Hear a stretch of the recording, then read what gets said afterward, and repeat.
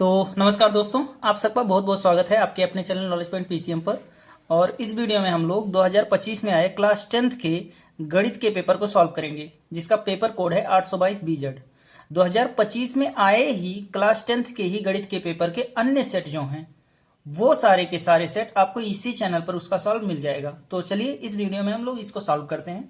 तो देखिए, इसका सबसे पहला क्वेश्चन क्या है।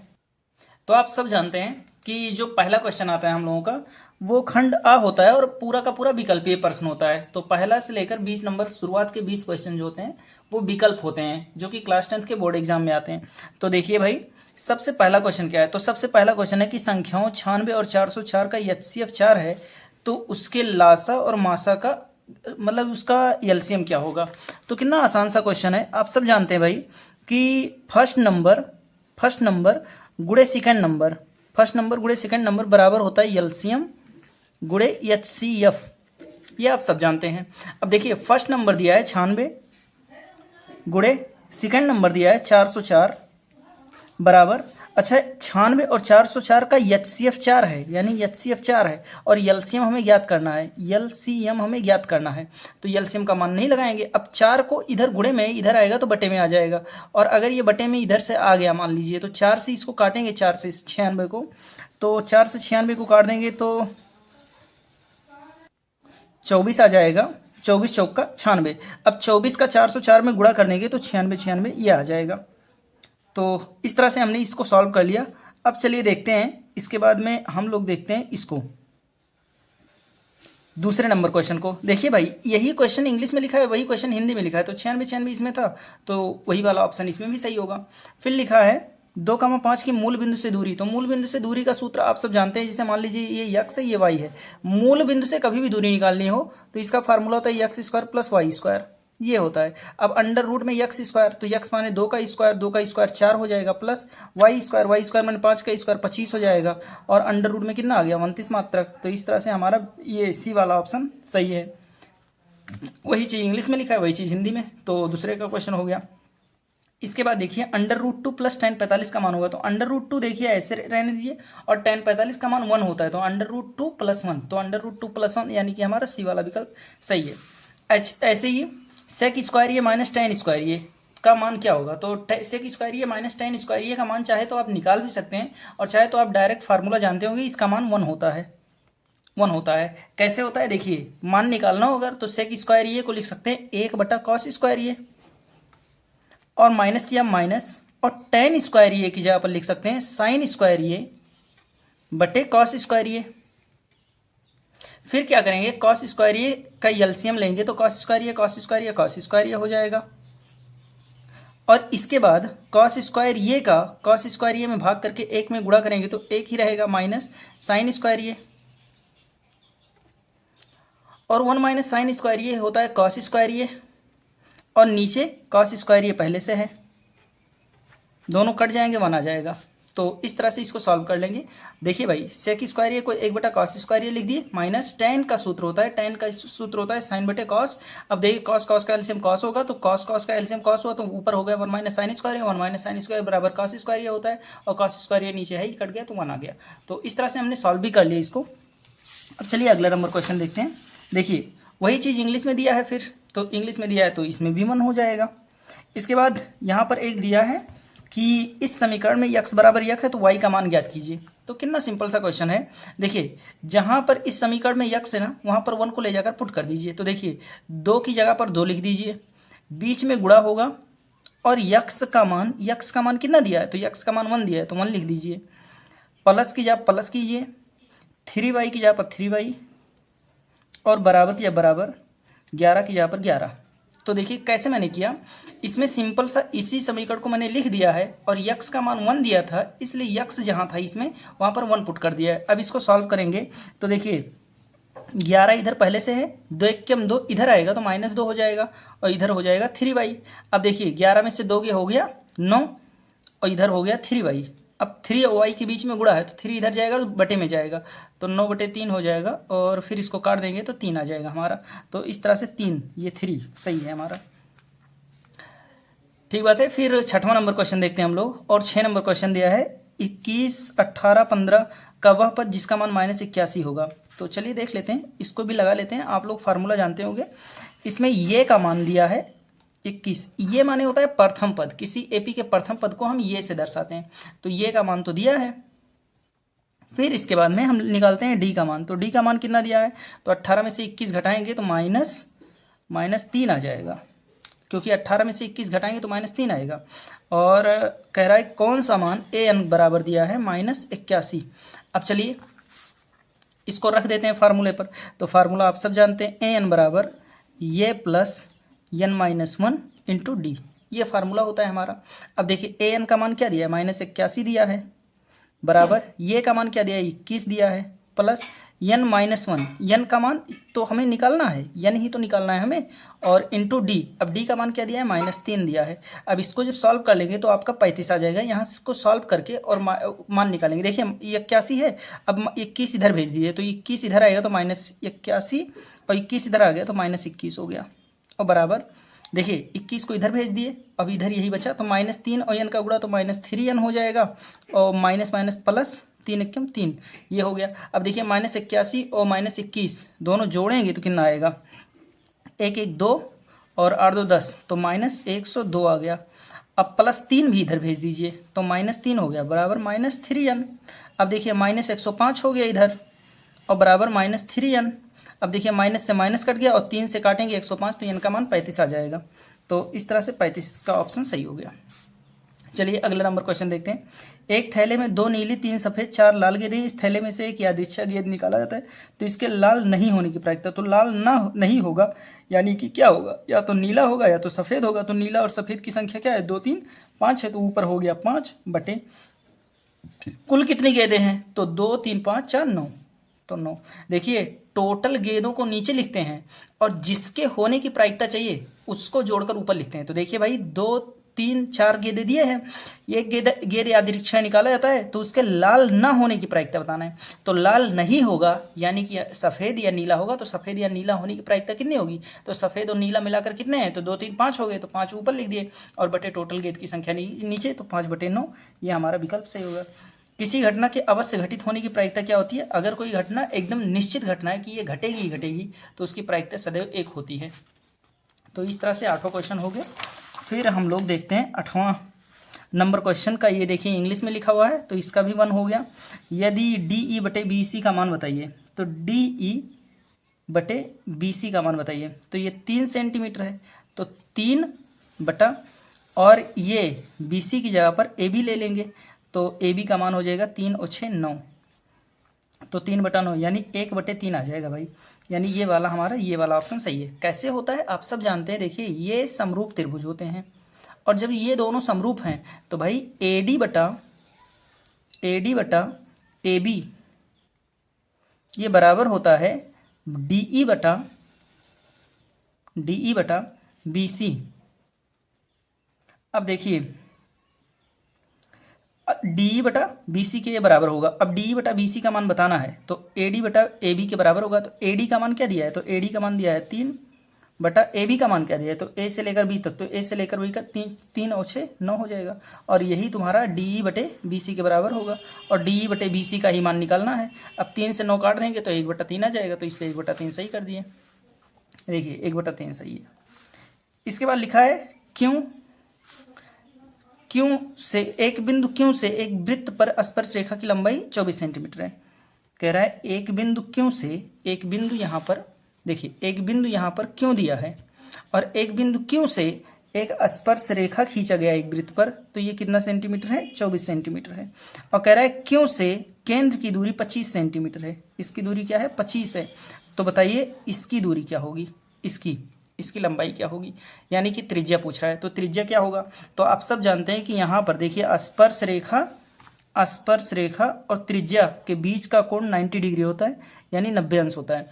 90 अंश के सामने वाला भुजा हो गया कर्ण, यानी इसको अगर मैं मान लूँ, केंद्र को वो मान लूँ और इस पॉइंट को P मान लूँ, तो फिर क्या करेंगे, अगर हम कर्ण का स्क्वायर करेंगे तो कर्ण क्या होगा, 90 अंश के सामने वाला भुजा कर्ण होता है, तो कर्ण का स्क्वायर यानी 25 का स्क्वायर, ये बराबर होगा PQ का स्क्वायर, PO का स्क्वायर, PO यानी कि त्रिज्या, तो त्रिज्या का स्क्वायर प्लस PQ यानी 24 का स्क्वायर। अब 25 का स्क्वायर हो जाएगा 625 बराबर आर स्क्वायर प्लस और 24 का स्क्वायर 596 होता है। अब 596 इधर जाएगा तो 625 में से 596 घट जाएगा बराबर आ जाएगा आर स्क्वायर। अब 596 घटा देंगे तो क्या क्या आएगा, आप सब जानते हैं 49 आएगा। 15 में की 6 गए 9 और 11 में 9, 11 में से 9 ये भाई 576 रहेगा तो 11 में से 7 के 4 आ जाएगा। इस तरह से आर स्क्वायर हो गया, इधर से स्क्वायर हटेगा रूट में जाएगा और अंडर रूट पर इसका मान हो जाएगा 7। तो इसलिए त्रिज्या का मान 7 आ गया। और यही चीज़ हिंदी में भी इंग्लिश में भी 2 बार क्वेश्चन लिखा हुआ है। चलिए 11 नंबर क्वेश्चन देखते हैं। 11 नंबर क्वेश्चन है कि 6 सेंटीमीटर वृत्त की एक त्रिज्यखंड जिसका कोण इस संगत चाप की लंबाई। तो चाप की लंबाई का आप सब फार्मूला जानते होंगे। चाप की लंबाई का सूत्र क्या होता है, थीटा बटे 360 गुणे पाई 2 पाई आर, 2 पाई आर, ये होता है फार्मूला। अब देखिए थीटा का मान क्या दिया है 30 अंश, तो 30 बटा 360 गुणे 2 इंटू पाई का मान क्या दिया होता है, अच्छा पाई के रूप में फार्मूला ही दिया है तो पाई को पाई ही रहने दीजिए, गुणे आर का मान क्या दिया है 6। अब सोचिए 30 एकम 30 और 30 बरहे 360, देखिए 0 0 कट गया, 3 एकम 3 12 3 36, तो ऐसे भी कर सकते हैं। अब 6 दूना 12 से 12 कट गया तो क्या बचा, केवल और केवल यही पाई बचा, तो यानी पाई सेंटीमीटर, यानी हमारा बी वाला ऑप्शन सही है। ये बी वाला ऑप्शन हमारा सही है। देखिए 6 दूना 12 से 12 कट गया और 30 बरहे 360 होता है, तो 30 से 360 कटा तो 12 आया और 6 दूना 12 से 12 कट गया तो पाई केवल बचा। तो इस तरह से हमने बी वाला ऑप्शन प्राप्त कर लिया। चलिए देखते हैं। 3 सेंटीमीटर त्रिज्या के एक ठोस बेलन की ऊंचाई 5 सेंटीमीटर है, यानी कि यच का मान दिया है 5 सेंटीमीटर। और फिर एक समान त्रिज्या के अर्धगोला शीर्ष पर कुल पृष्ठ 3 त्रिज्या भाई 3 सेंटीमीटर है। अब देखिए आपको कह रहा है कि कुल पृष्ठीय क्षेत्रफल बताना है, तो कुल पृष्ठीय क्षेत्रफल क्या हो जाएगा भाई, देखिए ऊपर जो गोला है उस गोले का वक्र पृष्ठ होगा 2 पाई आर स्क्वायर और बेलन का नीचे एक वृत्ताकार धरातल है तो वृत्ताकार धरातल का हो जाएगा पाई आर स्क्वायर और फिर उसका वक्र पृष्ठ हो जाएगा 2 पाई आर एच। अब इसमें जो जो मान दिया है देखिए, जहाँ जहाँ आर लिखा है वहाँ वहाँ 3 लिखिए, जहाँ जहाँ एच लिखा है वहाँ वहाँ 5 लिखिए और पाई का मान नहीं लगाना है क्योंकि पाई के फॉर्म में ही हमें आंसर लाना है। तो इस पर रख के और लगा देंगे तो ये 57 आ जाएगा, 57 पाई सेंटीमीटर स्क्वायर। और एच और आर का मान सेंटीमीटर में, तो सेंटीमीटर में ही आंसर आएगा हमारा। और पाई का मान लगाना नहीं है और देखिए आर और एच के अलावा कुछ और है भी नहीं, तो आप लोग रख देंगे और ये 57 पाई सेंटीमीटर स्क्वायर आ जाएगा। तो चलिए आगे देखते हैं हम लोग। लिखा है एक वृत्त की स्पर्श रेखा स्पर्श केंद्र को मिलाया जाता है तो इस बिंदु पर स्पर्श रेखा त्रिज्या के। तो अभी मैंने एक क्वेश्चन में बताया है आप सबको कि जो त्रिज्या होती है वो स्पर्श रेखा के साथ 90 डिग्री का कोण बनाता है, 90 अंश। चलिए भाई 14 नंबर क्वेश्चन है कि 1 + tan स्क्वायर ये अपान 1 + cot स्क्वायर ये, इसका मान ज्ञात कीजिए। तो कैसे ज्ञात करेंगे, आप सब बहुत आसानी से इसको ज्ञात कर सकते हैं। देखिए लिख देंगे, देखिए 1 की जगह पर 1 लिख दिया, प्लस की जगह प्लस लिख दिया और tan स्क्वायर ये का सूत्र होता है साइन स्क्वायर ये बटे कॉस स्क्वायर ये। tan बराबर होता है साइन बटा कॉस। चलिए नीचे देखते हैं 1 प्लस और कॉट बराबर होता है कॉस स्क्वायर ये बटे साइन स्क्वायर ये, उसी का उल्टा। अब देखिए इसको सॉल्व करेंगे तो इसका समझ लीजिए बटा 1 छुपा है तो ऊपर वाला सॉल्व करेंगे तो ऊपर वाला आ जाएगा, देखिए कॉस स्क्वायर ये और 1 का लासा लेंगे, एलसीएम लेंगे तो कॉस स्क्वायर ये आएगा और फिर सॉल्व करेंगे तो ऊपर आ जाएगा कॉस स्क्वायर ये प्लस साइन स्क्वायर ये। और ऐसे नीचे वाला जब सॉल्व करेंगे, देखिए ये बड़ा वाला बटा लगा दिए। अब इस नीचे वाले को भिन्नात्मक रूप से सॉल्व करेंगे तो साइन स्क्वायर ये 1 का लासा क्या होगा, तो ये आ जाएगा साइन स्क्वायर ये। और यहाँ पर सॉल्व कर लेंगे तो साइन स्क्वायर ये प्लस कॉस स्क्वायर ये होगा। अब देखिए भाई साइन स्क्वायर ये प्लस कॉस स्क्वायर ये का मान 1 होता है तो ये भी 1 हो गया, ये भी 1 हो गया। और आप वैसे भी समझ सकते हैं कि या तो वैसे 1 कर दें तब भी सही है और नहीं तो काट सकते हैं क्योंकि ये बीच वाला बीच वाले में रहेगा, बीच वाले का गुणा बीच वाले में होता है, नीचे वाले का गुणा सबसे ऊपर वाले में होता है, तो वैसे भी कट जाएगा। और वैसे भी चाहिए तो 1 1 कर दीजिए, कोई दिक्कत नहीं है। अब देखिए भाई साइन स्क्वायर ये का ऊपर वाले में गुणा होगा तो ऊपर कट कर क्या बचा 1 बचा, तो साइन स्क्वायर ये का 1 में गुणा होगा तो साइन स्क्वायर ये हो जाएगा और बटे में क्या बचेगा, नीचे कॉस स्क्वायर ये का इसमें गुणा होगा तो नीचे रह जाएगा कॉस स्क्वायर ये, और साइन बटा कॉस क्या होता है, tan स्क्वायर ये। तो इस तरह से हमने सॉल्व कर लिया, और यानी कि डी वाला विकल्प हमारा सही है, यानी tan स्क्वायर ये। चलते हैं अगला नंबर क्वेश्चन देखते हैं। तो इसमें भी आप सब समझ चुके होंगे कि tan स्क्वायर ये हमारा सही रहेगा। चलिए देखते हैं अगला क्वेश्चन। लिखा है 7 सेंटीमीटर त्रिज्या है, यानी आर का मान दिया है 7, आर का मान दिया है 7, और कह रहा है 60 अंश का कोण अंतरित करते हैं, यानी थीटा का मान दिया है 60, और कह रहा है त्रिज्यखंड एरिया ऑफ सेक्टर बताओ। तो एरिया ऑफ सेक्टर माने त्रिज्यखंड का क्षेत्रफल का सूत्र होता है थीटा बटे 360 गुणे पाई आर स्क्वायर, ये त्रिज्यखंड का सूत्र होता है। अब थीटा का मान क्या दिया है 60 बटा 360 गुणे पाई का मान क्या होता है 22 बटे 7 गुणे आर स्क्वायर माने आर का 2 बार गुणा 7 गुणे 7। अब देखिए 60 एकम 60, 60 छक्का 360। अब देखिए एक 7 से एक 7 कट गया, और देखिए 2 से काट देंगे तो 3 2 3 6 और 11 दूना 22। अब ऊपर हो गया 11 सते 77 बटे 3, तो 77 बटे 3 आ गया हमारा आंसर, ये वाला विकल्प हमारा सही है। तो इस तरह से हिंदी में है, वही चीज़ इंग्लिश में है, आप लोग देख लीजिए। किसी गोले का वक्र पृष्ठ इतना है, उसकी त्रिज्या ज्ञात कीजिए। अब ये बड़ा बवाल वाला सवाल हो गया। तो देखते हैं, वक्र पृष्ठ दिया है यानी कि 4 पाई आर स्क्वायर। देखिए गोले के वक्र पृष्ठ का सूत्र यही होता है, और वक्र पृष्ठ कितना दिया है 452 सही 4/7 इतना दिया है। अब इसको कैसे सॉल्व करेंगे, तो 4 की जगह पर 4 लिखिए, गुणे पाई का मान क्या होता है 22/7 होता है, गुणे आर स्क्वायर ऐसे रहने दीजिए, और इधर इसको सॉल्व करेंगे आप लोग तो कितना आ जाएगा, तो यह आ जाएगा 3168 और बटे में 7। अब देखिए भाई 7 से 7 तो कट गया, दोनों तरफ नीचे नीचे ही था, और 2288 इधर भेजेंगे तो 2288 इधर आएगा तो बटे में आएगा, तो इधर बचेगा आर स्क्वायर बराबर, और देखिए 3168 है ही इधर, और 2288 इधर आएगा तो बटे में आ जाएगा 88, यानी कि इसमें हम 88 का भाग देंगे, तो 88 का भाग देंगे तो बचेगा ये 36, और अगर ये 36 बचेगा तो आर का मान 6 आ गया। आप लोग समझ गए होंगे। देखिए कह रहा है किसी गोले के वक्र पृष्ठ का मान ये दिया है, तो देखिए गोले का वक्र पृष्ठ का सूत्र ये होता है, और इसका मान दिया है, तो इस तरह से मैंने लगा लिया इसको। कह रहा है इसके शून्यकों का गुणनफल बताइए। तो आप सब जानते हैं शून्यकों के गुणनफल का सूत्र, तो शून्यकों का गुणनफल यानी अल्फा इंटू बीटा बराबर होता है अचर पद बटे एक्स स्क्वायर का गुणांक, ये सूत्र है भाई शून्यकों के गुणनफल का ये सूत्र होता है। अब देखिए अचर पद कितना दिया है, तो अचर पद -1 दिया है, बटे एक्स स्क्वायर का गुणांक कितना दिया है 4 दिया है, तो -1/4 हो गया, तो ये हमारा विकल्प सही हो गया। तो इस तरह से 17 नंबर क्वेश्चन लग गया। अब चलिए देखते हैं 18 नंबर क्वेश्चन।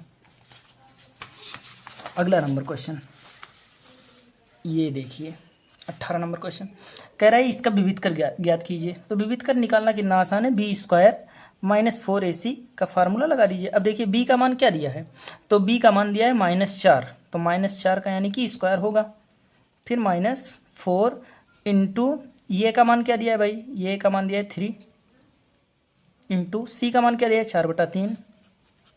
अब देखिए 3 से 3 कट गया, -4 का स्क्वायर 16 -4 × 16 बराबर आ गया 0 भाई, तो ये हमारा ये वाला ऑप्शन सही हो गया। देखिए एक सारणी दिया है, इस सारणी का हमें माध्य ज्ञात करना है, तो माध्य ज्ञात करने के लिए हमें सारणी को बनाना पड़ेगा। तो चलिए बनाते हैं इसको। तो जो सारणी दिया था क्वेश्चन पेपर में उसको मैंने यहाँ पर बना लिया है। अब इसका हमें क्या ज्ञात करना है, माध्य ज्ञात करना है। तो माध्य ज्ञात करना है तो सबसे पहले हम माध्य का फार्मूला लिखते हैं, कि किसी भी चीज़ को ज्ञात करना हो सबसे पहला काम करो उसका फार्मूला लिखो। तो उसका फार्मूला क्या होता है, तो माध्य का फार्मूला होता है सिग्मा एफ एक्स बटे सिग्मा एफ। अब तुम्हें इस सारणी की मदद से सिग्मा एफ और सिग्मा एफ एक्स ज्ञात करना है भाई। तो देखिए सिग्मा एफ तो बड़े आसानी से निकल जाएगा, पूरे एफ के मान को जोड़ दीजिए तो सिग्मा एफ निकल जाएगा। तो कितना होगा 6 4 10 6 16 4 20 5 25, तो ये आ गया सिग्मा एफ का मान 25 आ गया। तो सिग्मा एफ तो निकल गया, लेकिन हमें एफ एक्स चाहिए, तो एफ एक्स बाद में निकलेगा, पहले एक्स निकालिए। तो एक्स कैसे निकालते हैं, तो लोअर लिमिट और अपर लिमिट को जोड़कर आधा करेंगे, तो 0 और 4 जोड़ेंगे तो 4 आएगा, आधा कर देंगे 2 आ जाएगा, 8 4 12 का आधा 6 हो गया, 12 8 20 का आधा ये हो जाएगा, 20 का आधा 10। फिर इसके बाद में अब आप सब समझ गए होंगे, 2 4 6 4 10 4 14 आ जाएगा, 14 4 18 आ जाएगा। तो इस तरह से आ जाएगा। अब देखिए एफ एक्स दोनों निकल गया तो एफ एक्स निकाल लीजिए, एफ इंटू एक्स निकाल लीजिए। तो चलिए एफ एक्स निकालते हैं भाई। तो 4 दूना 8, 6 का 6 में गुणा होगा 36, 10 छक 60, 14 पंचे 70, 18 चौक 72। तो इस तरह से आ गया। अब इसको जोड़ लेंगे, देखिए पूरा एफ एक्स जोड़ने के तो सिग्मा एफ एक्स आ जाएगा। तो चलिए इसको जोड़ देते हैं। 8 6 14, 14 और 2 16 के 6, 16 के 6 हासिल 1, 7 1 8, 8 7 15, 15 और 6 15 5 20, 1 21, 3 24, तो 246 आ गया। तो ये आ गया सिग्मा एफ एक्स का मान 246/25। अब इसको अगर हम काट देंगे तो कितना आएगा, 9.84 आ जाएगा, 2.9.84, क्योंकि 25 अट्ठे 200 हो जाएगा, 25 अट्ठे 200 और 25 नवा 225, तो 25 नवा 225 हो गया। अब इसके बाद में 9 दशमलव कुछ आ जाएगा, ठीक है। 25 नवा 225 आ गया ना, तो 9 आ गया, तो इसलिए हम लोग आशा कर सकते हैं 9.84 आएगा, और ये हमारे विकल्प में है, तो यानी 9.84 हमारा सही है। देखिए वही चीज़ हिंदी में था, वही चीज़ इंग्लिश में था। अब देखिए इसका कह रहा है माध्यिका वर्ग निकालिए। तो माध्यिका वर्ग तो बहुत सिंपल सा चीज़ है, कैसे, इसको जोड़ लीजिए। तो 8 6 14, 14 10 24, 24 और 9 24 और 6 30 3 33 हो गया, 33 और 12 45 हो गया। और 45 का आधा करेंगे तो कितना आएगा, 23.5 आएगा। अब सोचिए 23.5 किस में है, तो 6 8 14 तक तो इसमें हो गया, और 14 और 10 24 तक का इसमें, तो यानी 23.5 इसी में है, यानी 20 और 30 यही हमारा विकल्प सही हो गया। कैसे करें, सबसे पहला काम कीजिए, इसको पूरे को जोड़कर आधा कीजिए। तो इसको पूरे को जोड़ेंगे 45 आएगा, आधा करेंगे तो 22.5 आएगा। अब सोचिए 22.5 किस खंड में होगा, तो जानते हैं 6 तक इसमें है, फिर 6 से लेकर 14 तक इसमें है, 6 से लेकर 14 तक इसमें है, क्योंकि 6 और 8 14 होता है, तो 14 तक इसमें है। अब 14 में 10 जोड़ेंगे तो 24 आएगा, 24 तक का इसमें है, तो यानी कि 22.5 इसी में पड़ेगा, तो यही वाला हमारा विकल्प सही हो गया। तो इस तरह से 20 विकल्प हमने सॉल्व कर लिया।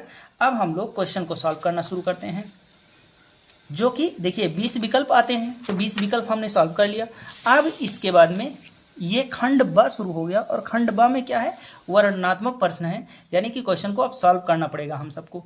तो चलिए इसको सॉल्व करना शुरू करते हैं। चलिए देखते हैं क्वेश्चन को। पहला वाला क्वेश्चन है, यानी 1 का 1 नंबर है, नंबर ये, तो ये क्या है, कह रहा है यदि बिंदु 0.0,1 ये इस और इस बिंदु से समदूरस्थ है तो x का मान ज्ञात कीजिए। यानी ये बिंदु जितना दूर इससे है उतना ही दूर ये वाला बिंदु इससे भी है। कह रहा है 0,1 बिंदु इतने और इतने से समदूरस्थ है, समदूरस्थ माने समान दूरी पर है। तो चलिए लगाते हैं, यानी कि 0,1 मतलब कि 0,1 और 5,-3, 5,-3 के बीच जो दूरी है ये बराबर है 0,1 और x,6 के बीच दूरी के। भाई क्वेश्चन क्या कह रहा है, कह रहा है 0,1 और 5,-0,1 इस और इस बिंदु से समान दूरी पर है, यानी 0,1 जितना दूर इससे उतना ही दूर ये इससे भी है, यानी 0,1 और 5,-3 के बीच की दूरी और 0,1 और x,6 के बीच की दूरी दोनों आपस में बराबर है। क्योंकि क्वेश्चन कह रहा है ये 0,1 क्या है, समदूरस्थ है। अब इसी को हम लोग सॉल्व कर लेंगे। तो सॉल्व करने के लिए क्या करना है, आप सब जानते हैं कि इसको x1 y1 दूरी का सूत्र लगाने के लिए इसको x1 y1 मानेंगे, इसको x2 y2 मानेंगे।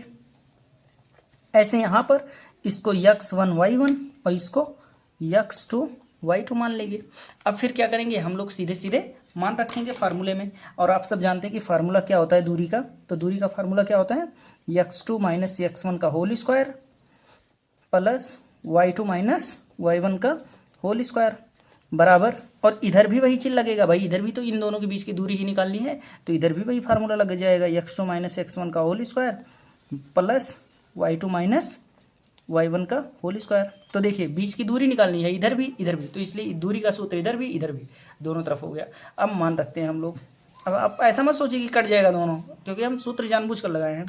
फिर देखिए x2 का मान क्या दिया है भाई 5 माइनस फार्मूला वाला, और x1 का मान क्या दिया है 0 स्क्वायर प्लस y2 का मान क्या दिया है, y2 का मान -3 दिया है, माइनस फार्मूले से आया, और y1 का मान भी 1 दिया है, स्क्वायर कर दीजिए बराबर अंडर रूट में x2 का मान क्या है x माइनस x1 का मान क्या है 0, स्क्वायर है तो स्क्वायर कर दीजिए, प्लस y2 का मान क्या दिया है, 6 दिया है, 6 दिया है, कितना लिखा है यार, 6 लिखा है, सही है। माइनस y1 का मान क्या है, 1 है, स्क्वायर कर दीजिए। तो इस तरह से कर लिए। अब देखिए भाई, जब बराबर की इधर भी अंडर रूट हो, बराबर की इधर भी अंडर रूट हो, तो क्या करेंगे, दोनों तरफ का स्क्वायर कर देंगे। तो दोनों तरफ का वर्ग करेंगे ताकि दोनों तरफ से अंडर रूट गायब हो जाए। दोनों तरफ का वर्ग हो गया। अब दोनों तरफ का वर्ग करने पर आप लिख देंगे ऐसे। अब फिर क्या करना है, दोनों तरफ का इधर का पूरे का स्क्वायर करेंगे, इधर का पूरे का स्क्वायर करेंगे। अब स्क्वायर होगा तो क्या होगा, कोई कुछ भी अंडर रूट के अंदर आपके पास है और अगर इसका स्क्वायर कर दिए तो अंडर रूट गायब हो जाता है, यानी केवल x बचता है। कुछ भी अंडर रूट में है और अगर उसका स्क्वायर होगा तो अंडर रूट गायब हो जाएगा, केवल x बचेगा। तो देखिए भाई, ये अंडर रूट में है, पूरा का पूरा स्क्वायर होगा जब दोनों तरफ, तो अंडर रूट दोनों तरफ से गायब हो जाएगा। अब जो बचा उसको सॉल्व कीजिए, तो 5 में से 0 घटेगा तो 5 ही बचेगा। 5 का स्क्वायर क्या हो जाएगा, 25 हो जाएगा। प्लस -3 -1 -4 होगा, -4 का स्क्वायर 16 हो जाएगा, बराबर इधर क्या होगा, x का स्क्वायर x स्क्वायर हो जाएगा, प्लस 6 में से 5 का स्क्वायर 25 हो जाएगा। अब देखिए 25 से 25 कट गया, x स्क्वायर का मान 16 आ गया। तो इधर से स्क्वायर जब हटेगा तो इधर वाला अंडर रूट में चला जाएगा, क्योंकि बराबर के एक तरफ से स्क्वायर हटता है तो दूसरे तरफ वाला अंडर रूट में जाता है। तो x बराबर क्या आ गया, +-4 आ गया, +-4 आ गया। यानी कि x का जो मान है वो +4 भी हो सकता है, -4 भी हो सकता है। तो इस तरह से x का मान निकालना था, निकल गया। अब अगला नंबर क्वेश्चन देखते हैं। लिखा है बिंदुओं -3, 10 और 6, -8 को जोड़ने वाले रेखाखंड को बिंदु -1, 6 किस अनुपात में विभाजित करेगा। तो देखिए वो सिंपल सा क्वेश्चन है। पहले नंबर तो इसको लिख लेते हैं हम क्वेश्चन को। सबसे पहला बिंदु क्या है, -3, 10 और दूसरा वाला बिंदु है 6, -8। इसको विभाजित करने वाला बिंदु क्या है, तो -1, 6 है। तो इसको आप लोग ध्यान रखिएगा। देखिए मैंने क्वेश्चन को लिख लिया है। पहला बिंदु है -3, 10 और दूसरा बिंदु 6, -8 और इसको विभाजित कर रहा है कौन सा बिंदु, ये वाला बिंदु इसको विभाजित कर रहा है। तो आप सब जानते हैं कि जो विभाजित करने वाला बिंदु है इसको x y मानते हैं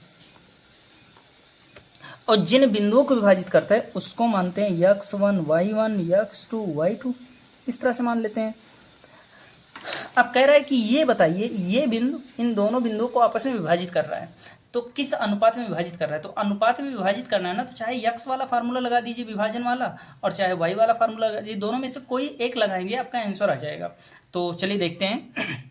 हम लोग लगाते हैं भाई, सबसे पहले लगाते x वाला लगा देते हैं। तो x बराबर क्या होता है भाई, x बराबर होता है m1 x2 plus m2 x1 बटे m1 प्लस m2, ये हमारा फार्मूला है। अब देखिए x का मान क्या दिया, -1 दिया है, बराबर m1 का मान क्या दिया, m1 का मान ही तो निकालना है, यही तो हमारा पहला अनुपात है, गुणे x2 का मान क्या है, 6 है, प्लस m2 का मान क्या है, m2 का मान क्या है, m2 का मान है, m2 तो निकालना है हमें, यह अनुपात है दूसरा वाला। x1 का मान क्या है, -3 है, -3 है, और बटे m1 प्लस m2। अब m1 प्लस m2 उधर जाएगा तो -1 से गुणा करेगा और -1 से गुणा होगा तो -m1 -m2 हो जाएगा। देखिए m1 प्लस m2 इधर नीचे है ना, बराबर के उधर भेजेंगे तो बटे में है, उधर जाएगा तो गुणा करेगा। अब गुणा करेगा तो क्या हो जाएगा, तो -1 का गुणा होगा तो दोनों चिन्ह माइनस हो जाएंगे बस, और ऊपर वाला केवल बचा तो 6m1 और माइनस प्लस का गुणा -3m2। अब क्या करेंगे हम लोग, m1 को इधर भेज देंगे, m2 को भी इधर भेज देंगे। तो 6m1 है ही इधर और -m1 इधर आएगा तो +m1 हो जाएगा। फिर -3m2 है ही, -m2 इधर आएगा तो +m2 हो जाएगा और इधर 0 बचेगा। फिर देखिए 6m1 में से एक m1 और जुड़ गया तो 7m1 हो गया और -1 प्लस तो घटाना पड़ेगा तो -2m2 हो गया। अब 2m2 इधर जाएगा तो 2m2 उधर गया तो प्लस में 2m2 हो गया और बराबर 7m1 हो गया, इस तरह से। अब देखिए m2 को इधर भेजिए, 7 को इधर भेजिए, तो m1 इधर बचा, m1 बटे और m2 इधर आएगा तो बटे में आएगा m2, और m2 अगर इधर आ गया तो इधर 2 बचा और 7 इधर गया तो 2/7। तो m1 अनुपाती m2 का मान हो गया 2:7, तो 2:7 ये हमारा आंसर आ गया। देखिए 2:7, 2/7 को 2:7 लिख सकते हैं, तो ये हमारा अनुपात आ गया। तो यही हमारा आंसर हो गया। तो ये वाला क्वेश्चन भी हमने सॉल्व कर लिया। अब चलिए इस वाले क्वेश्चन को सॉल्व करते हैं। क्या दिया है कि सिद्ध कीजिए, और ये दिया है तो हम लेफ्ट हैंड साइड पहले ले लेते हैं। तो लेफ्ट हैंड साइड ले लेते हैं। देखिए लेफ्ट हैंड साइड में क्या दिया है हमें, लेफ्ट हैंड साइड में दिया है 1 माइनस टेन थीटा, टेन ये दिया है, टेन ये का होल स्क्वायर बटे 1 माइनस कॉट ये का होल स्क्वायर, ये दिया है। तो ये लेफ्ट हैंड साइड में दिया है और हमें राइट हैंड साइड, अच्छा दोनों का होल स्क्वायर दिया है भाई, दोनों का होल स्क्वायर दिया है। तो चलिए कर लेते हैं, ऐसे होल स्क्वायर कर दीजिए, समझ लीजिए होल स्क्वायर है, देखिए इन दोनों का होल स्क्वायर हो गया। अब देखिए करते हैं इसको, लेफ्ट हैंड साइड है, लेफ्ट हैंड साइड मैंने लिख लिया, देख लीजिए आप लोग, देखिए लेफ्ट हैंड साइड क्या है, इसको हल करके ये लाना है, राइट हैंड साइड के बराबर करना है। तो चलिए शुरू करते हैं। 1 की जगह पर 1 हो गया, माइनस किया माइनस हो गया, टेन ए की जगह पर लिख सकते हैं साइन ये बटे कॉस ये, और स्क्वायर, अच्छा नीचे क्या हो जाएगा 1 माइनस कॉट ए की जगह पर लिख सकते हैं कॉस ये बटे साइन ये, और होल स्क्वायर है तो होल स्क्वायर दोनों का कर देंगे। अब देखिए कॉस ए इक्यम, कॉस ए का एक में गुणा होगा तो cos A अन्यम cos A minus sign ए, और नीचे बटे कॉस ए हो जाएगा, बटे में sign A इक्यम sign A minus cos A बटे साइन ए हो जाएगा। अब देखिए बीच वाला बीच वाले में रहेगा, नीचे वाला जाएगा सबसे ऊपर, तो नीचे वाला चला जाएगा सबसे ऊपर, तो साइन ए का गुणा ऊपर वाले में होगा तो हो जाएगा साइन ए कॉस ए, क्या हो जाएगा साइन ए का ऊपर वाले में गुणा होगा तो हो जाएगा sign A into cos A minus sign ए का साइन ए में गुणा होगा तो हो जाएगा साइन स्क्वायर ए बटे, अच्छा इसका इसमें गुणा करेंगे तो इसका इसमें गुणा करेंगे तो क्या हो जाएगा कॉस ए का इसमें गुणा होगा तो हो जाएगा sign A cos A minus cos square ए। देखिए कुछ रास्ता दिख नहीं रहा है यहाँ पर, तो हम लोग क्या करते हैं एक दूसरे तरीके से भी लगा कर देखते हैं, अगर नहीं लगेगा तो इसी को आगे बढ़ा देंगे क्योंकि इससे मुझे दिख रहा है कि बहुत लंबा जाएगा क्वेश्चन। तो एक तरीके से और लगा कर देख लेते हैं थोड़ा सा, नहीं तो इसी को फिर आगे बढ़ाया जाएगा। तो देखिए 1 माइनस टेन ये ऐसे रहने दीजिए बटे 1 माइनस कॉट ए को लिख दीजिए 1/10 ये, और स्क्वायर है तो होल स्क्वायर कर दीजिए। फिर देखेंगे 1 माइनस टेन ये ऊपर हो गया और नीचे इसका बटा 1 है, और एलसीएम लेकर अगर इसको नीचे वाले भिन्न को सॉल्व करेंगे तो हो जाएगा टेन ये माइनस 1 बटे टेन ये हो जाएगा, और इसका होल स्क्वायर है ही। अब देखिए 1 माइनस टेन ये 1 माइनस टेन ये का भी समझ लीजिए बटा 1 छुपा है, और इस नीचे वाले के साथ एक काम करते हैं ना, यहाँ से हम 1 माइनस कॉमन ले लेते हैं, तो माइनस कॉमन लेंगे तो हो जाएगा माइनस, और 1 कॉमन हो गया तो 1 आगे आ जाएगा तो 1 माइनस टेन ये हो जाएगा।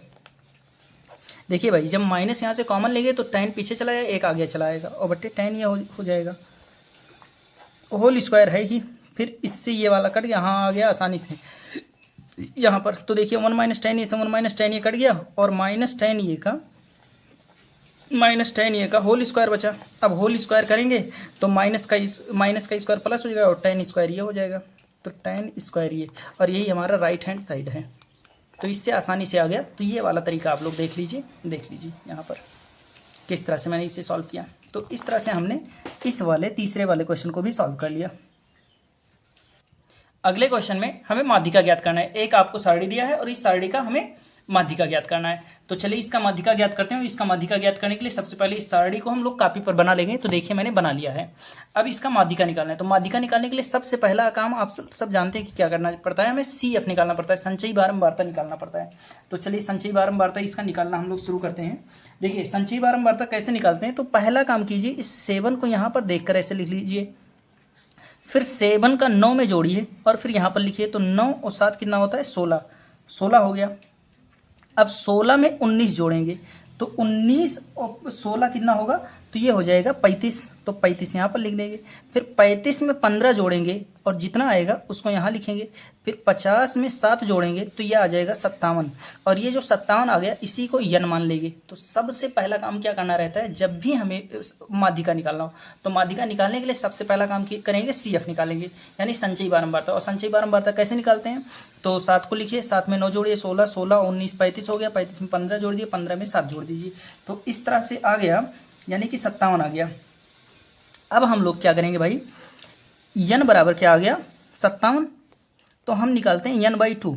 क्या निकालते हैं, तो अब हम लोग निकालेंगे n/2 का मान। तो n/2 का मान हो जाएगा 57/2 का मान, और 57/2 कितना आएगा 28.5 आ जाएगा। अब सोचिए 28.5 कहाँ है, तो देखिए 7 तक तो इसमें है, 7 से लेकर 16 तक इसमें है, और 16 से लेकर 35 तक इसमें है, यानी 17, 18, 19, 20 ये सब इसमें है। तो बताइए 28.5 इसी में तो रहेगा, यानी ये हमारा बन गया माध्यिका वर्ग। ये वर्ग हमारा क्या बन गया, माध्यिका वर्ग। ये क्या है भाई, ये हो गया हमारा माध्यिका वर्ग। अब माध्यिका वर्ग पता चल गया, तो हम माध्यिका का सूत्र लगाकर अब माध्यिका ज्ञात कर सकते हैं। चलिए सूत्र लगाते हैं। देखिए माध्यिका का सूत्र होता है, माध्यिका बराबर होता है L प्लस कोष्टक में n/2 माइनस CF बटे F इंटू H, ये होता है। अब इसमें देखिए क्या क्या होगा, तो देखिए L क्या होगा, तो L क्या होता है, माध्यिका वर्ग की निम्न सीमा। तो माध्यिका वर्ग की निम्न सीमा क्या दिया है, तो ये दिया है 20। देख लीजिए माध्यिका वर्ग की निम्न सीमा। और n/2 क्या है, तो 28.5 है, तो ये 28.5 लिख दीजिए n/2 का मान 28.5 माइनस CF क्या होता है, माध्यिका वर्ग के ठीक पहले वर्ग की संचयी बारंबारता, तो 16 है, और बटे F क्या होता है, तो माध्यिका वर्ग का जो बारंबारता होता है वही F होता है, तो 19 हो गया, और गुणे में H है, तो H क्या होता है, वर्ग माप, यानी कि 10 से 20 में कितना अंतर है, 20 से 30 में ये जो वर्ग अंतराल दिया है इसमें कितने का अंतर है, तो 10 का अंतर है, तो यहाँ पर लिख देंगे 10। अब इसी को सॉल्व कर लेंगे तो हमारा माध्यिका निकल कर आ जाएगा। तो चलिए देखते हैं, सॉल्व करते हैं। तो कैसे होगा, तो 20 प्लस, अब सोचिए 28.5 में से अगर हम लोग 16 घटा दें तो ये आ जाएगा 12.5, और बटे में क्या है 19, और गुणे है 10। अब 10 का इसमें गुणा कर देंगे तो हो जाएगा 20 प्लस 12.5 का 10 में होगा तो 125/19 हो जाएगा। तो ये हो जाएगा 125/19। तो भागा जब इसमें 19 करेंगे तो ये कितना आ जाएगा, यानी 20 प्लस इसका हो जाएगा 6.57। अब दोनों जोड़ देंगे तो 26.57 इसका आंसर आ गया। तो इस तरह से हमने माध्यिका कैलकुलेट कर लिया। अब चलते हैं, देखते हैं, देख लीजिए आप लोग फिर से देख लीजिए। देखिए यहाँ पर दिया था, पहले माध्यिका वर्ग निकाले, माध्यिका वर्ग कैसे निकला वो भी आप सब जान गए, और यहाँ पर पूरा का पूरा क्वेश्चन सॉल्व किया हुआ है आपके सामने। तो देखिए इस तरह से हमने डी वाला क्वेश्चन भी सॉल्व कर लिया। अब हमें लिखना है कि सिद्ध कीजिए कि 3√2 एक अपरिमेय संख्या है। तो ये तो बहुत सिंपल सा क्वेश्चन है, अपरिमेय संख्या सिद्ध करना आप सब बहुत अच्छे से जानते हैं। देखिए अगर इसको 3√2 को अपरिमेय सिद्ध करना है, तो जिसको अपरिमेय सिद्ध करना है उसको परिमेय मान लीजिए। तो माना 3√2 एक परिमेय संख्या है, जिसको अपरिमेय सिद्ध करना है उसको पहले परिमेय मानिए, तो इसको परिमेय मान लिए। अब देखिए अगर ये परिमेय संख्या है तो यानी कि ये एक भिन्न के बराबर होगा, तो ये बटा बी के बराबर कर दिए। जहाँ ये भी क्या है, सहअभाज्य संख्याएं हैं, जहाँ ये तथा बी सहअभाज्य संख्याएं हैं, सहअभाज्य संख्या है। अब देखिए इसमें क्या करेंगे, 3 को इधर भेजेंगे तो 3 इधर आएगा।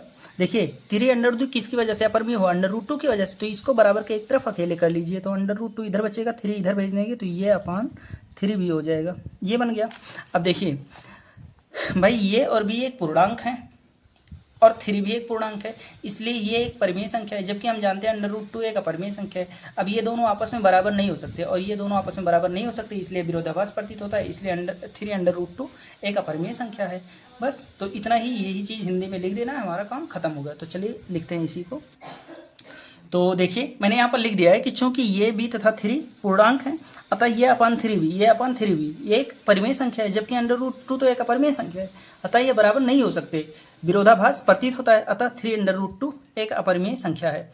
क्योंकि इसे मैंने परिमेय माना तभी ऐसा आया है, तो इस वजह से इसको ऐसे लिख देंगे और ये हमारा आंसर हो गया। तो देख लीजिए आप लोग।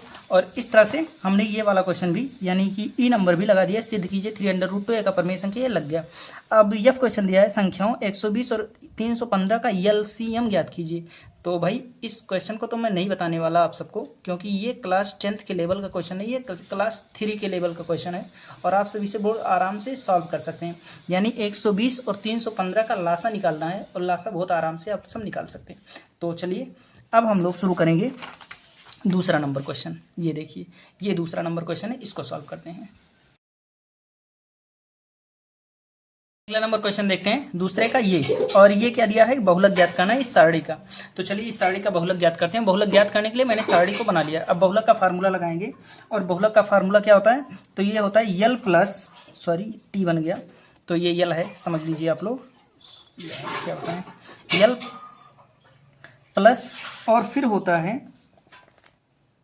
F0 माइनस F1 बटे 2F0 minus F1 minus F2, ये फार्मूला होता है।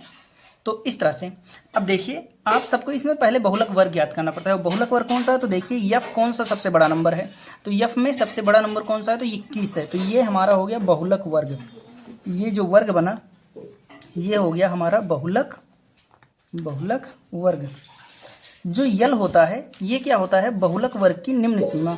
तो बहुलक वर्ग की निम्न सीमा क्या है, 30 है, प्लस F0 क्या होता है, F0 तो ये होता है बहुलक वर्ग की बारंबारता, यानी कि 21 है तो 21 हो गया, माइनस F1 क्या होता है, F1 बहुलक वर्ग के ठीक पहले वर्ग की बारंबारता, बहुलक वर्ग के ठीक पहले वर्ग की बारंबारता यानी 18 बटे, अब जो F0 का मान यहाँ लिखे हैं वही चीज़ यहाँ लिखिए, तो 2 गुणे F1 है, तो 2 गुणे 18 हो जाएगा, 21 हो जाएगा, और माइनस F1 का मान जो यहाँ लिखे हैं वही यहाँ लिखे हैं, 18 यहाँ लिखे हैं, 18 यहाँ लिख दीजिए, माइनस F2 क्या होता है, बहुलक वर्ग के ठीक बाद के वर्ग की बारंबारता यानी 15 है, और गुणे H का मान क्या है, तो H क्या है, हाइट है, तो 30 से 40, 20 से 30 में कितना अंतर है, 10 का अंतर है, तो 10 हो गया। अब इसी को आप लोग सॉल्व कर लीजिए तो आपका आंसर आ जाएगा। तो चलिए सॉल्व कर देते हैं। 30 प्लस 21 में से 18 के 3 बचेगा, और यहाँ देखिए 21 दूना 42 हो गया, और 18 15 कितना आएगा, तो 18 15 18 10 28, 18 10 28, 28 और 5 कितना होता है, 28 5 33, तो 42 में से 33 घटा देंगे, तो 42 में से 33 घटाएं तो कितना है, 12 में से 3 के 9 और 3 9 आ जाएगा।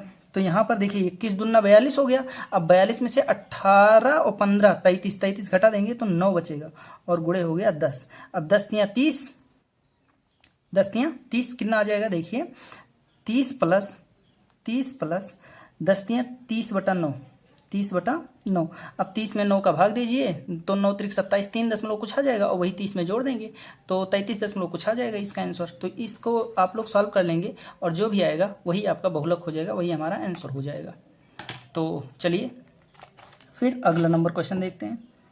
देखिए अगला नंबर बी नंबर क्वेश्चन है, और बी नंबर क्वेश्चन क्या कह रहा है कि सिद्ध कीजिए कि बाह्य बिंदु से वृत्त पर खींची गई स्पर्श रेखाओं की लंबाई समान होती है।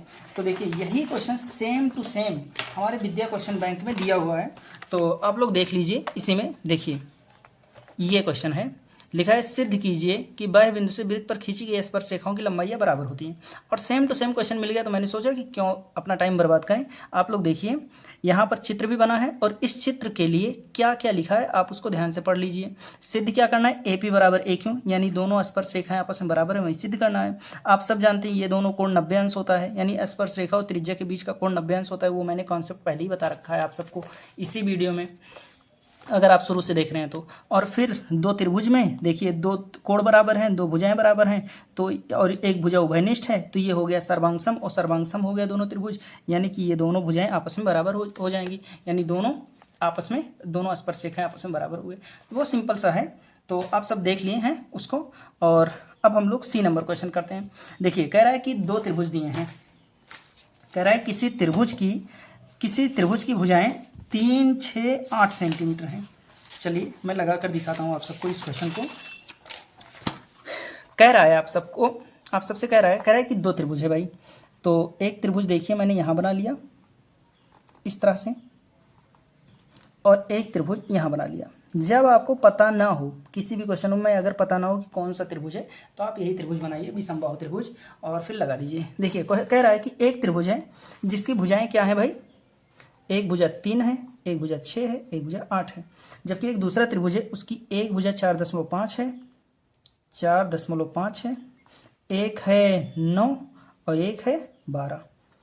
अब आप लोग सिद्ध कीजिए कि ये भाई त्रिभुज समरूप है। तो समरूप कैसे होगा? तो देखिए, अगर 3/4.5 निकालें, 3/4.5 निकालें, तो देखिए इस भुजा का जोड़ा इसके साथ भिड़ा दिया मैंने, तो 3/4.5।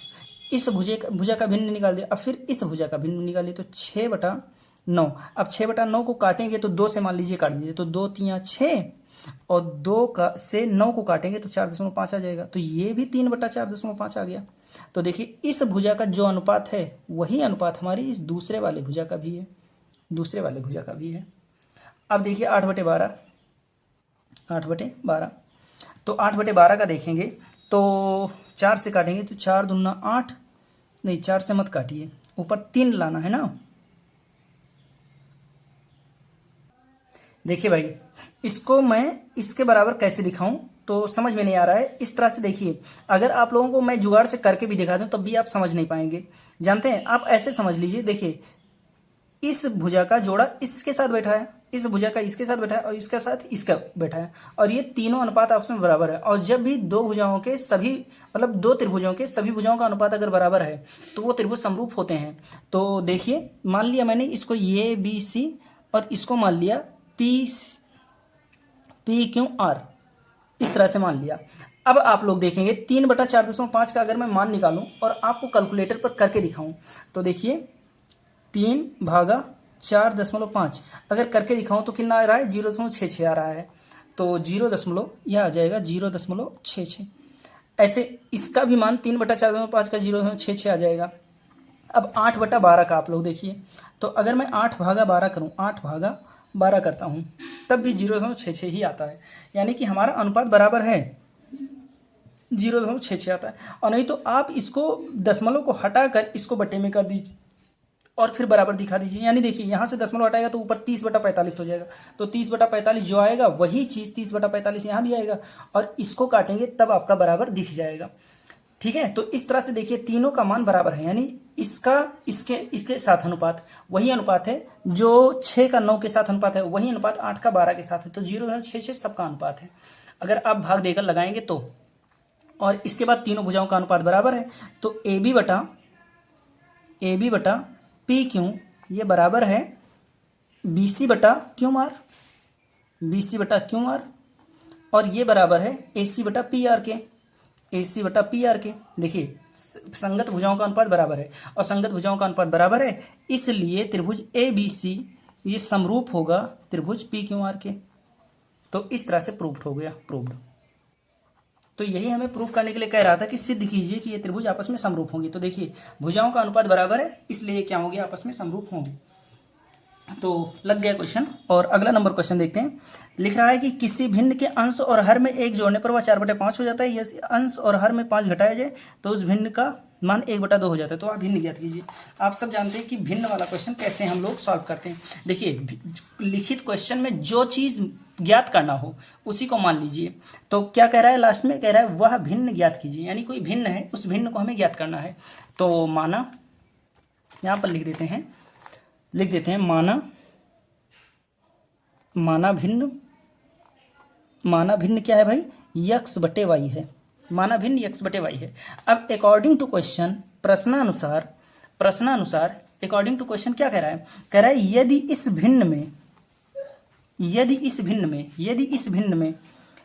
भिन्न के अंश और हर में 1 जोड़ा जाए, यदि इस भिन्न के अंश में 1 जोड़ा जाए और हर में 1 जोड़ा जाए तो ये कितना हो जाता है?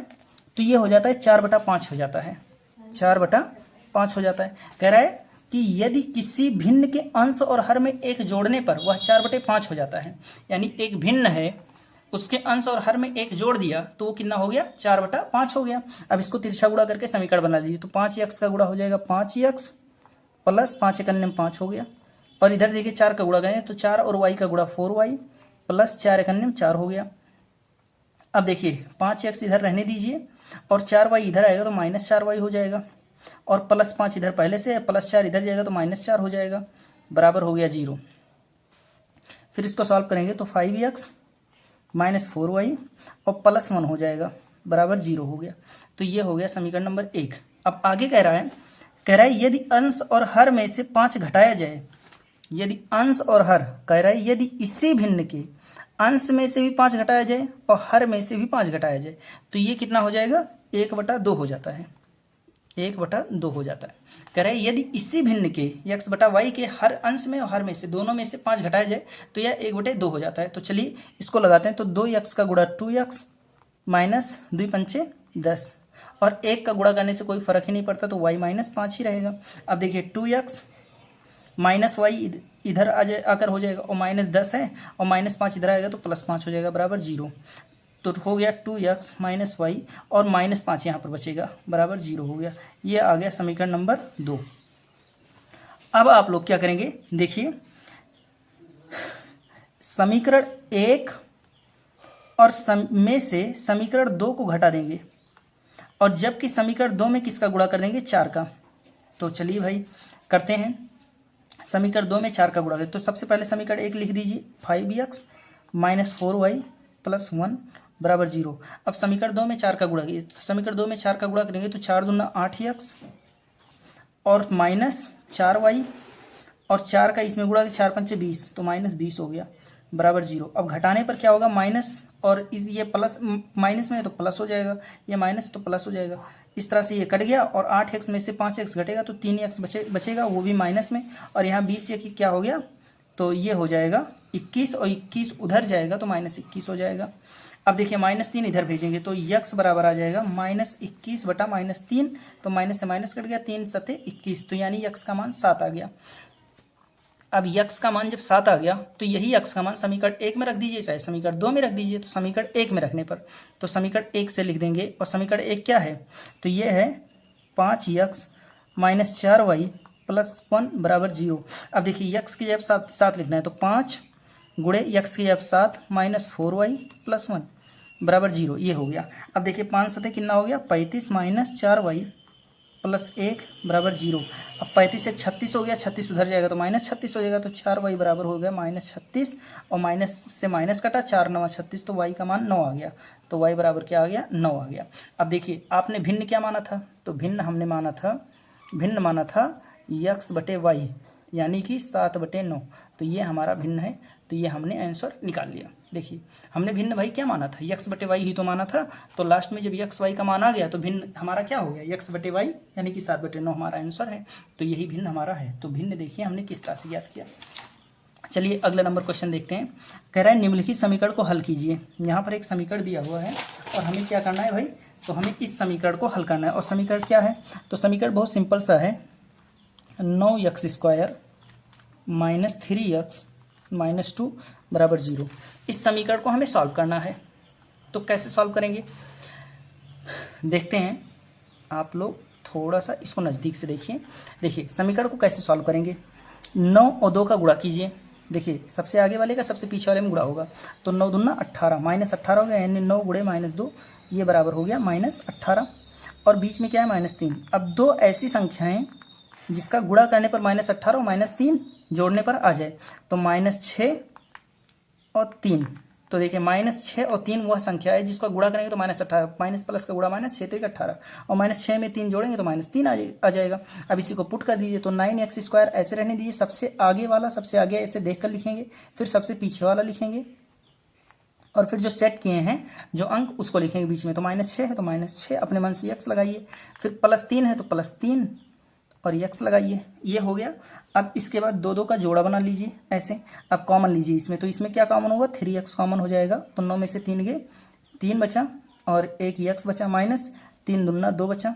और देखिए इसमें माइनस है तो +1 कॉमन होगा तो 3x - 2 इसमें भी आ गया बराबर 0। हम फिर से कॉमन करेंगे दोनों खंडों में से तो 3x - 2 हो गया और यहाँ से दूसरे क्वेश्चन में आ गया 3x + 1 बराबर 0।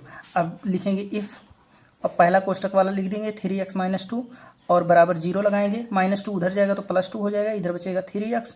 अब x का मान निकालेंगे, 3 इधर भेजेंगे तो x बराबर आ गया 2/3। ये हमारा पहला आंसर आ गया। अब दूसरा लिखेंगे r इफ़। अब देखिए दूसरे क्वेश्चन में क्या है, 3x + 1 है तो बराबर 0 लगाएंगे, +1 उधर जाएगा तो -1 हो गया, इधर बचा 3x। अब 3 को इधर भेजेंगे तो x बराबर आ गया -1/3। तो ये हमारा एक आंसर आ गया, तो ये दूसरा आंसर आ गया। तो इस तरह से हमने देखिए समीकरण को हल करने के लिए कह रहा था, क्वेश्चन क्या कह रहा था, कह रहे हैं निम्नलिखित समीकरण को हल कीजिए। तो देखिए इस समीकरण को हल किए और देखिए जितने घात वाला समीकरण होता है उतना उसके आंसर होते हैं। तो देखिए 2 घात समीकरण है, 2 घात समीकरण को हल कर दिए और इसके 2 आंसर आ गए इस तरह से। इसके बाद में अगला नंबर क्वेश्चन देखते हैं।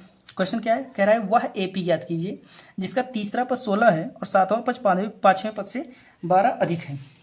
तो एक एपी ज्ञात कीजिए जिसका तीसरा पद 16 है। तो देखिए भाई क्वेश्चन में क्या दिया है, क्वेश्चन में कह रहा है तीसरा पद यानी ये 3 का मान दिया है 16 और कह रहा है कि पांचवा पद सातवां पद पांचवें पद से 12 अधिक है। यानी जो सातवां पद है ये पांचवें पद से 12 अधिक है, यानी ये 12 अधिक है, ये 12 कम है, ये 12 अधिक है। तो जब ये 12 अधिक है, ये 12 कम है, तो इसको 12 दे दीजिए तो दोनों हो जाएंगे बराबर। क्वेश्चन कह रहा है कि सातवां पद पांचवें पद से 12 अधिक है, यानी ये वाला 12 अधिक है, सॉरी गड़बड़ हो रहा है कुछ, कह रहा है और सातवां पद पांचवें पद से 12 अधिक है। यानी सातवां पद जो सातवां पद है ये पांचवें पद से 12 अधिक है, यानी ये 12 अधिक है और ये 12 कम है। कह रहा है सातवां पद जो है ये पांचवें पद से 12 ज्यादा है, यानी ये 12 ज्यादा है किससे, पांचवें पद से। तो पांचवां पद यानी कि 12 कम है, तो 12 इसको दे दिया, बराबर हो गए भाई। अब देखिए तो पहले इसने कहा कि वह एपी ज्ञात कीजिए जिसका तीसरा पद 16 है। चल भाई मैंने देखिए तीसरा पद 16 मान लिया। फिर कह रहा है सातवां पद पांचवें पद से 12 अधिक है। तो देखिए भाई मैंने कर दिया कि सातवां पद जो है वो पांचवें पद से 12 अधिक है। अब क्या करना है हमें, अब इसको सॉल्व करना है। तो देखिए ये 3 माने क्या होता है, ये प्लस 2d बराबर 16। ये हो गया समीकरण नंबर 1। देखिए भाई ये 3 का मान क्या होता है, ये प्लस 2d। देखिए ये लिखिए प्लस और जितना यहाँ पर लिखा है ना उसी में से एक घटा कर यहाँ पर डी कर दीजिए, यही होता है फार्मूला। अब देखिए ये 7 की जगह पर क्या लिख सकते हैं, तो ये प्लस 6d। देखिए भाई ये प्लस लिखिए, फिर जितना यहाँ लिखा है उसका डी लिख दीजिए, तो ये हो गया सातवें पद का सूत्र हो गया। ये 5 बराबर क्या होगा, ये प्लस 4d प्लस 12। अब देखिए इसको सॉल्व करेंगे तो क्या आ जाएगा, देखिए ये से ये तो गया भाई, ये से ये गया, क्योंकि ये इधर प्लस में इधर आएगा तो माइनस ये हो जाएगा, तो ये में से ये घटेगा तब कट जाएगा। अब 4d इधर चला जाएगा तो देखिए 6d इधर है ही और 4d इधर गया तो 4d इधर जाएगा तो माइनस 4d हो जाएगा, बराबर इधर क्या बचेगा 12। अब 6d में से 4d घट जाएगा तो 2d बचेगा और 2d बराबर 12 हो गया, यानी d का मान क्या आ गया 6। तो d का मान 6 आ गया। अब यही d का मान यहाँ रख दीजिए समीकरण 1 में, तो d का मान रखिए, तो ये प्लस 2 इंटू डी का मान क्या दिया है 6 बराबर 16। तो ये प्लस 6 दूनी 12 बराबर 16, तो ये बराबर क्या आ गया 4, क्योंकि 12 इधर जाएगा तो माइनस 12 हो जाएगी, ये का मान 4 आ गया। तो ये और डी का मान निकल गया। अब ये और डी का मान निकल गया तो एपी ज्ञात कर लीजिए, और एपी ज्ञात करने का सूत्र क्या होता है, तो एपी बराबर होता है ये कामा ये प्लस डी कामा ये प्लस 2d कामा ये प्लस 3d कामा ऐसे डॉट डॉट। तो ये हमारा फार्मूला होता है। तो ये की जगह पर क्या लिखेंगे 4, ये हो गया पहला पद कामा ये प्लस डी यानी 4 प्लस 6, तो 4 प्लस 6 क्या हो गया 10, ये हो गया दूसरा पद। तीसरा पद देखिए ये प्लस, तो ये की जगह हो गया 4 प्लस ये प्लस 2d माने 2 इंटू डी का मान 6 है, तो 2 6 12 12 और 4 16 हो गया अगला पद। ऐसे ये प्लस 3d, तो 3 इंटू डी का मान क्या है 6, तो 6 3 18 18 4 22, ये हो गया चौथा पद। तो इस तरह से डॉट डॉट यही हमारा एपी बनकर तैयार हो गया। तो ये हमारा एपी बन गया। तो इस तरह से हमने एपी बना लिया। तो इस तरह से एफ नंबर क्वेश्चन तक का लग गया, यानी दूसरा नंबर क्वेश्चन भी खत्म हो गया। और यही चीज़ अभी इंग्लिश में लिखा है, यानी दूसरे का यही क्वेश्चन सारा का सारा इंग्लिश में लिखा है, तो इसको लगाने की कोई ज़रूरत नहीं है। हम लोग आगे बढ़ते हैं। अब हम लोग तीसरा नंबर क्वेश्चन देखेंगे, और तीसरे नंबर क्वेश्चन में सबसे पहला क्वेश्चन दिया है कि निम्नलिखित समीकरण युग्म को हल कीजिए। देखिए यहाँ पर एक समीकरण युग्म दिया है और इसको हमें हल करना है। तो चलिए भाई हल करते हैं हम लोग। देखिए मैंने क्वेश्चन को लिख लिया है। सबसे पहला काम करेंगे, इसको मानेंगे समीकरण नंबर 1, पर इसमें देखिए इधर भिन्न में दिया है 1/2 दिया है, तो इससे घबराहट हो रही हो तो सिंपल सा कीजिए, इसको उधर भेज दीजिए। तो इधर बटे में है, इधर जाएगा तो गुणा करेगा, और गुणा करेगा तो इन सब में गुणा करेगा, तो हो जाएगा 2 6 12x माइनस 5 दूना 10y बराबर 1। ये हो गया समीकरण नंबर 2।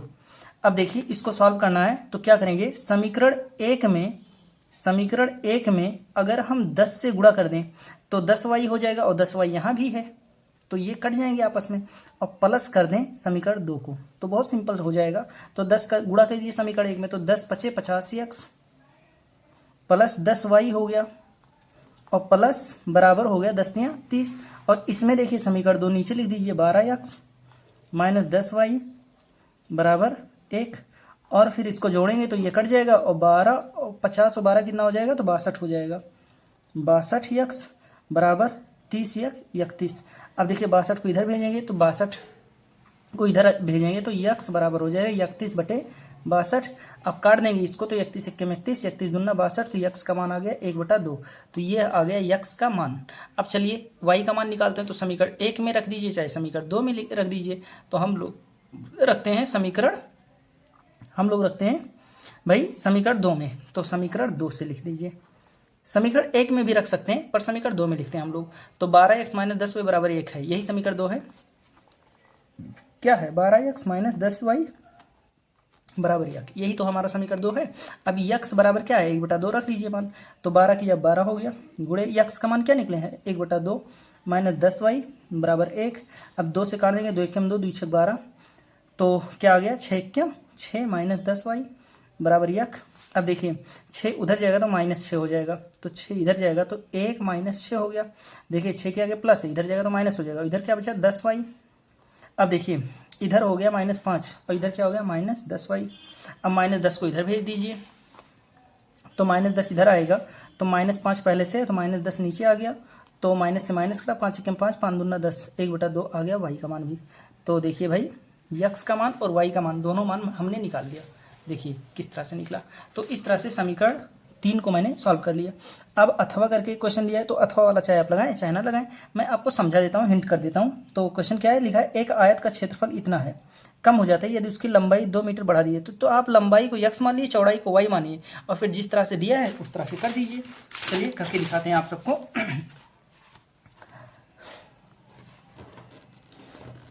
आयत का क्षेत्रफल ज्ञात करना है, तो माना आयत की जो लंबाई है, लंबाई क्या है x है, और चौड़ाई क्या है भाई, चौड़ाई क्या है, चौड़ाई y है।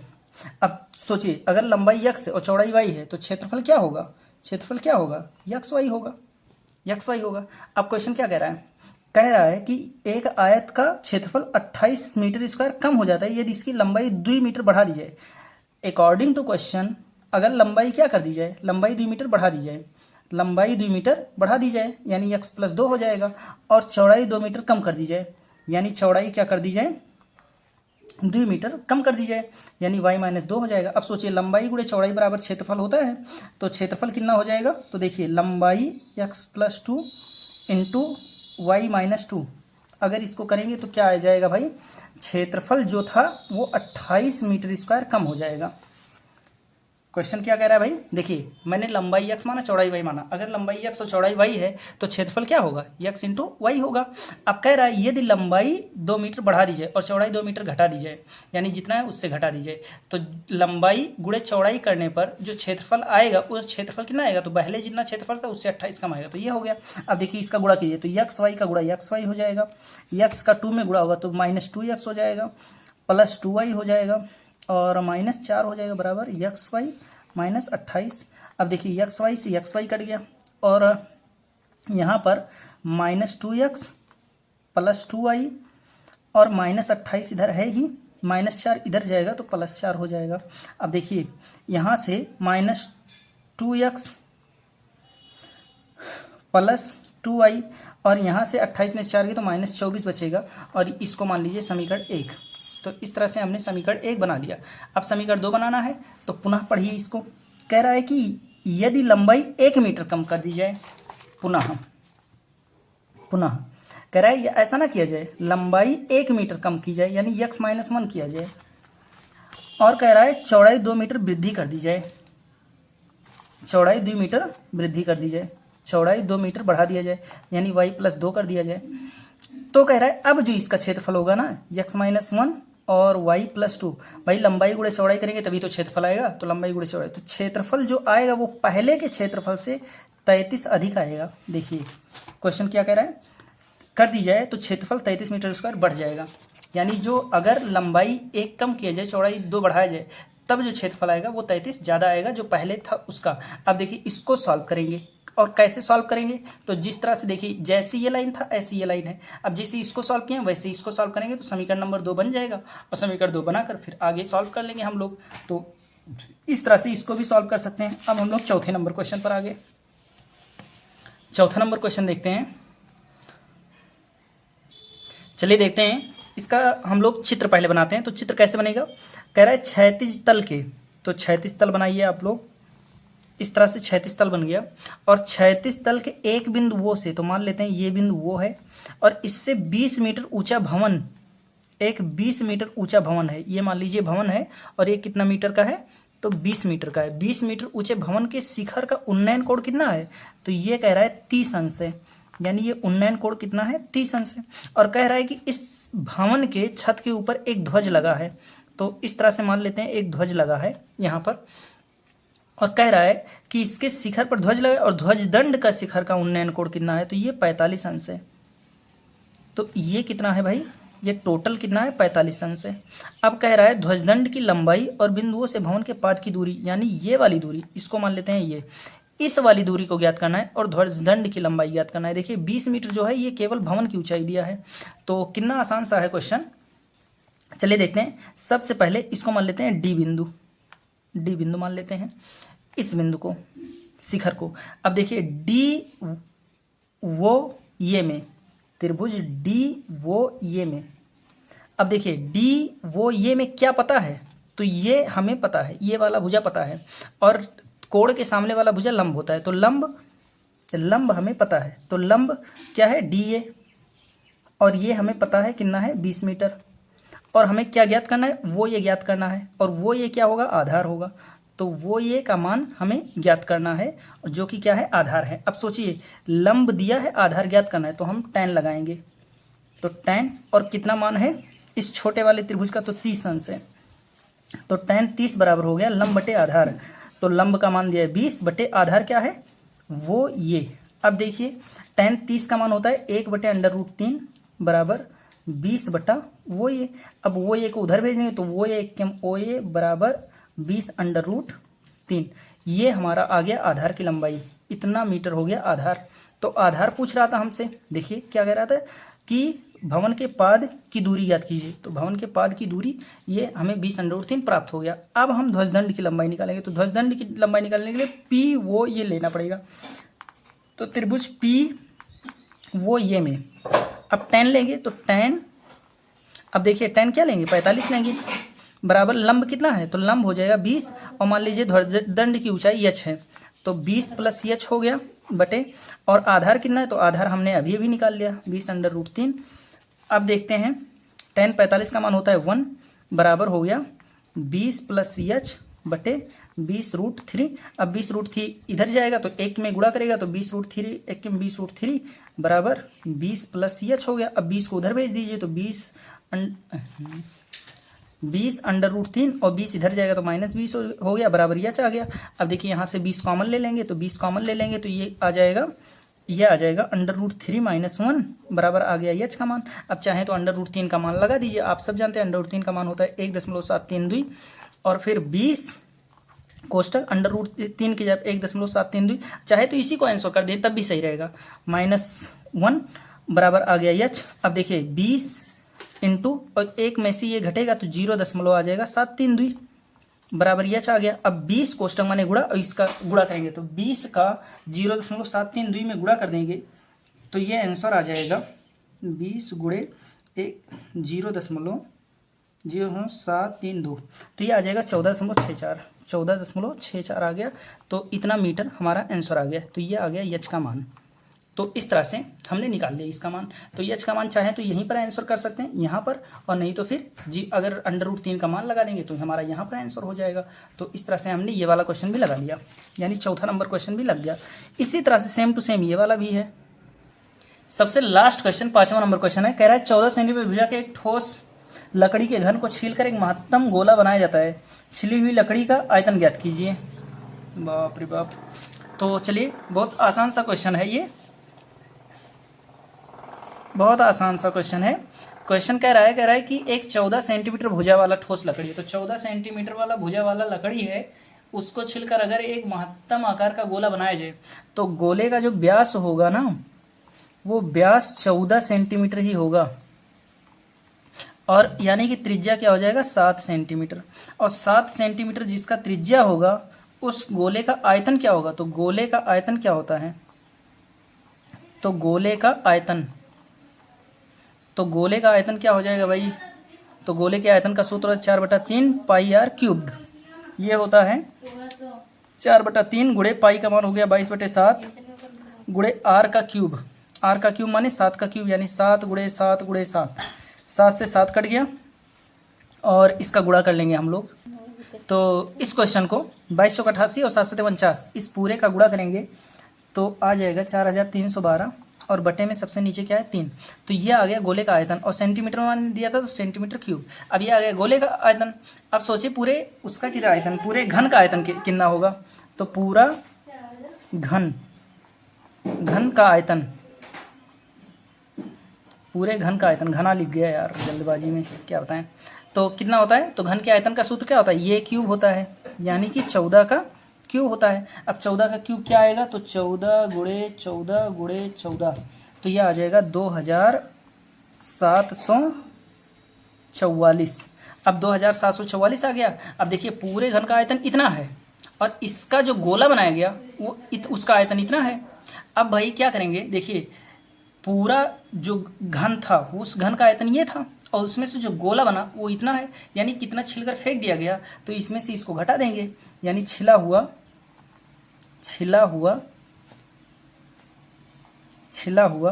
आयतन क्या होगा? 2744 माइनस 4312/3। तो 4312/3, तो 4312/3 करेंगे तो ये आएगा 1437, और माइनस कर देंगे इसको 2744 में से, तो ये आ जाएगा लगभग 1306 आ जाएगा, 0.67 आएगा और इतना सेंटीमीटर क्यूब आ जाएगा। यानी इसमें से इसको घटा देंगे तो 1306 आ जाएगा। तो इस तरह से देख लीजिए आप लोगों को। तो ये हमने बता दिया। देखिए भाई कह रहा था कि 14 से ठोस घन है, तो देखिए ठोस घन का आयतन निकाल लिया मैंने, इतना है। अब कह रहा है इसको छिलकर एक गोला बनाया गया, तो छिलकर गोला बनाएंगे तो भाई गोले का आयतन, जो छिलकर गोला बनाया गया उसका आयतन ये है। तो छिला हुआ भाग कितना है? तो जितना पूरा घन था उसमें से गोला निकाल दिया गया, बाकी पूरा क्या है? छिला हुआ भाग है। तो इसमें से इसको घटा देंगे और इसमें से इसको घटाएंगे 1306.67 सेंटीमीटर क्यूब आ जाएगा। तो ये हमारा आंसर हो गया। तो 5वां नंबर क्वेश्चन हो गया। और अथवा का ये जो दिया है एरिया ऑफ सेक्टर के सूत्र से लगा लीजिए। और एरिया ऑफ सेक्टर का सूत्र आप सब जानते हैं, θ/360 गुणे पाई आर स्क्वायर। ये हमारा फार्मूला है, इस फार्मूले पर लग जाएगा। आर का मान दिया है 14 और यहाँ पर आर का मान 7 भी दिया है, 2 बार लगाना पड़ेगा यही फार्मूला। और इसमें से इस पूरे क्षेत्रफल में से इस आधे वाले क्षेत्रफल को घटा देंगे तो रेखांकित अंश का निकल जाएगा क्वेश्चन। तो इस तरह से, और दोनों में थीटा का मान तो 30 ही लेना है, दोनों में, बड़े वाले में भी लेना है।